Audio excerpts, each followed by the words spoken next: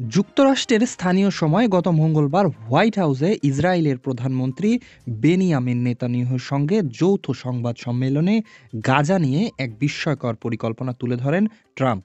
তিনি বলেন, গাজার নিয়ন্ত্রণ নিয়ে উপত্যকাটির মালিক হবে যুক্তরাষ্ট্র।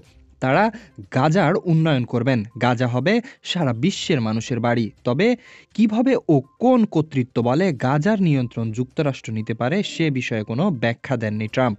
ফিলিস্তিনে গাজা নিয়ে মার্কিন প্রেসিডেন্ট ডোনাল্ড ট্রাম্পের পরিকল্পনার বিষয়ে তীব্র ক্ষোভ প্রকাশ করেছেন উপত্যকার বাসিন্দারা। তাদের কাছে ট্রাম্পের পরিকল্পনা রীতিমতো অবিশ্বাস্য লাগছে।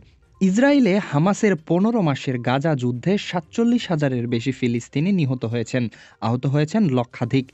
ইসরায়েলের নির্বিচারে হামলায় গাজা ধ্বংসস্তূপে পরিণত হয়েছে। অভ্যন্তরীণভাবে বাস্তুচ্যুত হয়েছেন গাজার প্রায় ৮০% মানুষ। ৫২ বছর বয়সী আবু ফিরাজ গাজার বাসিন্দা।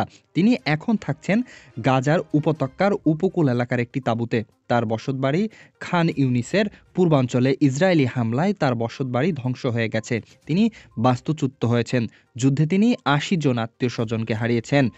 বাড়িঘর পুনর্নির্মাণে সাহায্য চান ফিরাজ, কিন্তু তিনি গাজা ছেড়ে যেতে অন্য কোথাও যেতে চান না।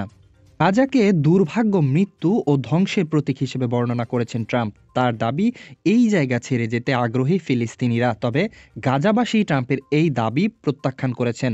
হামাস ইসরায়েল যুদ্ধের আগেও গাজাবাসীর জীবন কঠিন ছিল। পৃথিবীর সবচেয়ে ঘনবসতিপূর্ণ স্থানগুলোর একটি গাজা।